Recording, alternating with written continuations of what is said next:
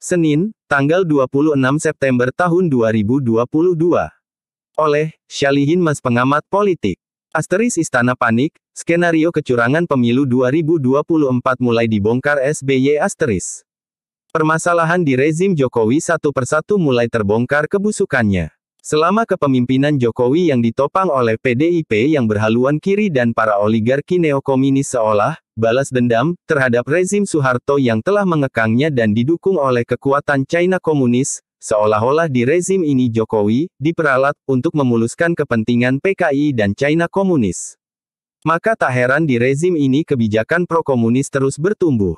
Mulai dari RUU-HIP, OMNI BUSLAW, UU Minerba, RKUHP, pembangunan patung tokoh komunis, hari lahir Pancasila menjadi tanggal 1 Juni tokoh PKI masuk ke jabatan strategis, dan menguasai DPR MPR, DLL.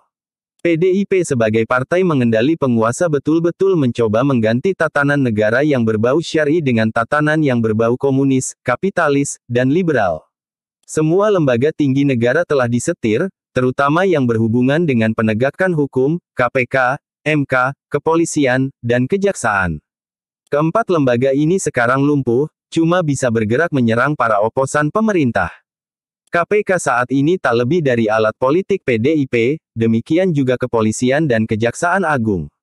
Jangan heran ketiga lembaga itu hanya galak sama musuh PDIP. Jika ada kadernya yang terjerat korupsi, diputar sana putar sini supaya bisa bebas atau dapat hukuman ringan. Sebaliknya, kalau kasus itu menimpa musuh PDIP, maka akan sangat cepat diproses.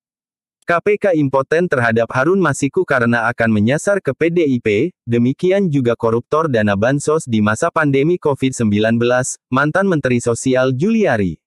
Sekarang ini yang sedang dibidik KPK Gubernur Papua, Lukas NMB dari Demokrat.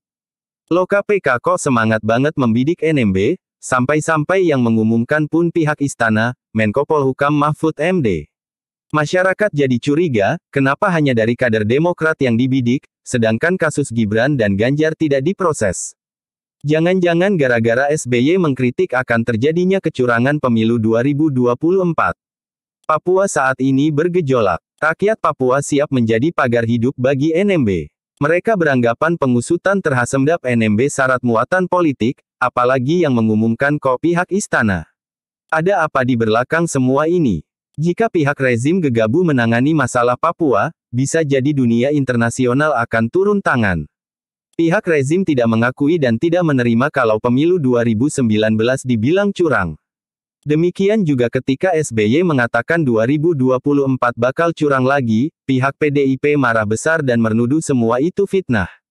Memangnya ada maling yang mengaku sudah terang benderang kecurangan-kecurangan di pemilu 2019 itu, apalagi dengan terbongkarnya kasus Ferdi Sambo makin mempertegas banyaknya dana haram yang digunakan untuk kecurangan pemilu 2019 yang dikomandani oleh Tito Karnavian. Mengapa SBY menabuh genderang waspada kecurangan pemilu 2024? Mari kita tanyakan hal-hal berikut. 1.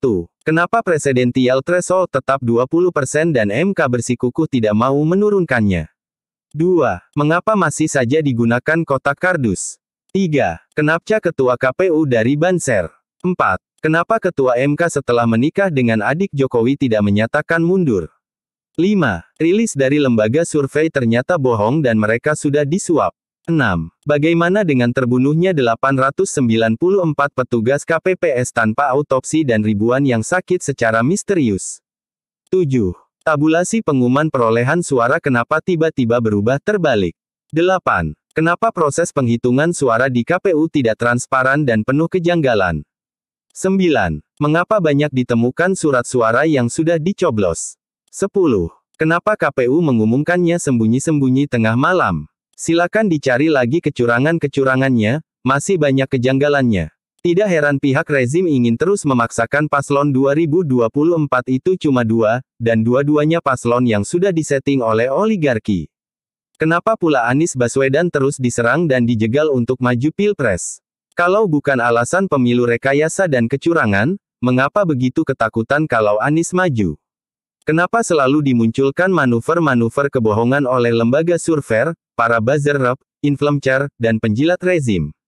Jadi apa yang dikemukakan oleh SBY itu fakta dan jika tidak digaris bawah cut garis bawah maka pemilu 2024 bisa jadi cuma sandiwara saja. Semua elemen, termasuk parpol-parpol telah disetting. Waspadalah, waspadalah, waspadalah. Neo PKI dan PKC. Bandung, 27 Safar 1444. Syalihin MS. Klik subscribe dan follow.